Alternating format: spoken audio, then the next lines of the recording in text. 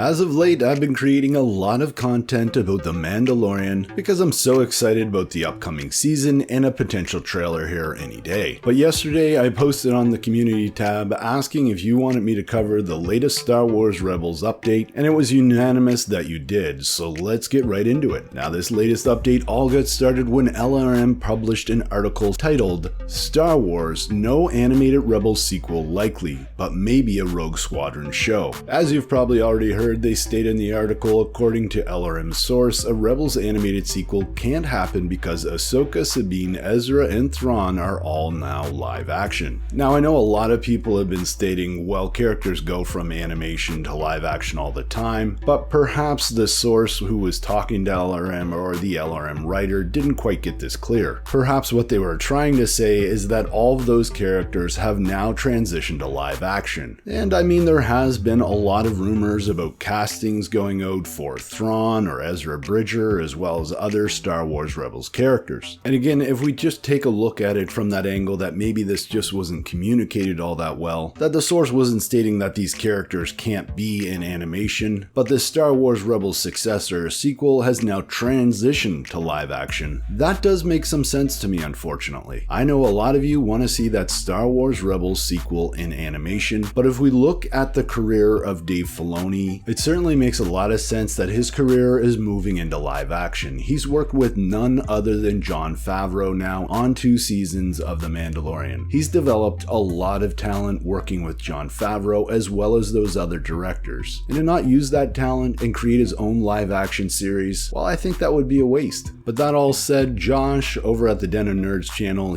yesterday he interviewed the Kessel Run Transmission guys, Corey and Noah, and they reiterated that their source is solid and they haven't heard anything about a cancelled Star Wars Rebels show. But something else that was interesting that came from the video was Josh asked a great question. He asked Corey and Noah, could they see this Star Wars animation show, The Search for Ezra, transition from animation to live action? And they said that they absolutely could. And to me, that makes a lot of sense. You have your scripts, you have your ideas, you just have to take some tweaks here and there to take things from animation to a live action setting. But a big question is, would a mainstream audience who maybe hasn't watched Star Wars Rebels actually be interested in The Search for Ezra? Would they be interested in these two characters, Sabine and Ahsoka? And I think a general audience absolutely would be. It could easily be sold by Lucasfilm as a team up between a Jedi and a Mandalorian to find a lost Jedi. I mean, without even naming any characters, that already sounds like a great story in the making. But then you add to that this absolute star power that Ahsoka Tano has. Now, I don't think she's broken into mainstream. She's not a Luke Skywalker, a Han Solo, but there are so many Star Wars fans that absolutely love this character, and they're going to be telling their friends all about it. I think the internet buzz that would be created around the show would drive people to sign up for Disney Plus and check this show out. And again, I know a lot of you want that animation series, but I think we have to look at the facts here. We haven't heard any confirmation of a Star Wars Rebels series. Remember, Noah and Corey of the Kessel Run Transmissions had stated that it would be coming this November. And I think most of us ruled that out after the announcement of the Bad Batch series in 2021. Plus, if we take a look at the rumor mill over the last few months, there's been absolutely nothing about Rebels,